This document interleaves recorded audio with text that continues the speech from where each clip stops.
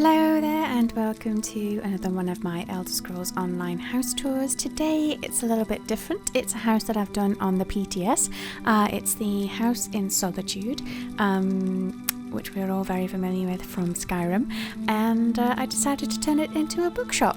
So I wanted to do something like this for a while and never really found the right house for it, and then I saw this when I was on the PTS and I thought, oh, entering from the basement, you could be entering it as a shop, and then entering from the upstairs where you port into would be like the house part. So yeah, as you can see here, there's a library kind of study area in this second room here that in the Skyrim game is your housecarl's bedroom.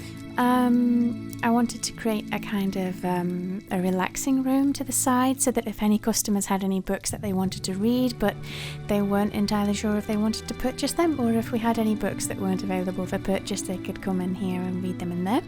And then the rest of this area here is the books that are for sale, and a little bit of a seating area in front of the fireplace there, in case you wanted to sit and read here instead. And maybe if you have a book that's quite expensive, it's easier to keep an eye on you and make sure you don't steal it, because as you can see over here, this is the counter for paying for the stuff.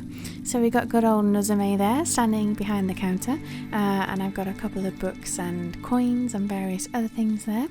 I'm just gonna hop over that so I can quickly show you the office behind here. So yeah, I have tried to fill in as many details as I could. This only took me a couple of hours, so it's not like I spent days and days getting all the details right. But as you can see here, behind the counter we have some special books that maybe she's got on hold for some customers, and we've got some boxes here that maybe have had a new book delivery. In this kind of alcove here, we've got the office for the shop, so we've got a desk and various bits and bobs on there, and of course loads of shelves with various books, a little few knickknacks here and there, a couple of scrolls, and one of those really nice little sculpture things on the top. I'm really loving all of this Solitude furniture. I think it's a lot nicer than the standard Nord stuff. I mean, I like some of the standard Nord stuff, but it's kind of a bit primitive in some places, if that makes sense. So I'm glad that they added some stuff that was a bit more fancy, you know, like something a Jarl would have. So yeah, this is the door that you would come into if you were porting into this house. So I just decided to have this upstairs bit, well, the ground floor bit, is it ground floor? I don't know, this middle level is kind of like the living area, and so by the door we have a couple of chairs and a relaxing seating area, and then over here we have yet another one, and then lots and lots of bookshelves all over the place. These ones are the vampire ones because I thought they went better with the more formal furniture in this level. Heading out into the patio, it's kind of simple. I just kept it as kind of like a well area with laundry and some seating if you wanted to sit and eat outside, although as you can see it is at the moment snowing, so probably not. And then this thing that came with the furnished version of the house is like a dried fish or something. So I decided to include that out here because you're not going to want that inside your house because that's probably going to smell pretty bad. So yeah, that's pretty much all that I have on the balcony here. The view is very, very nice. I mean, it was before the snow clouds rolled in, but you get what I mean. But yeah, I didn't really know what to do with outside on the patio, so I just kept it kind of like a laundry and simple seating area. And then heading over to my favourite part, the kitchen. Because if you've seen my previous videos, you know I love to do kitchens. I'm a little bit obsessed. So I decided to have the dining table in this area as well because it fit really nicely. And then we've got one set of counters that is kind of like vegetables and bread and various other things.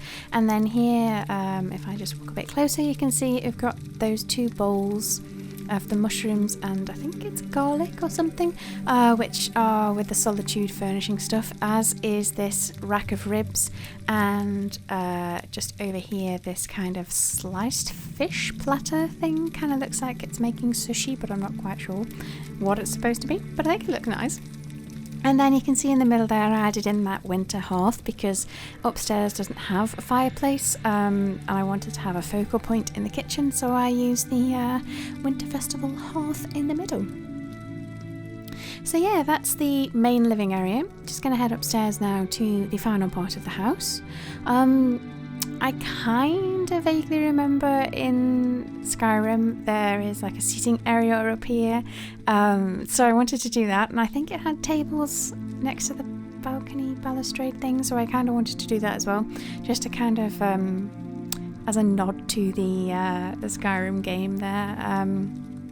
But yeah, I kind of just filled these tables with more books and scrolls and one of those little decorative boxes there and a mirror.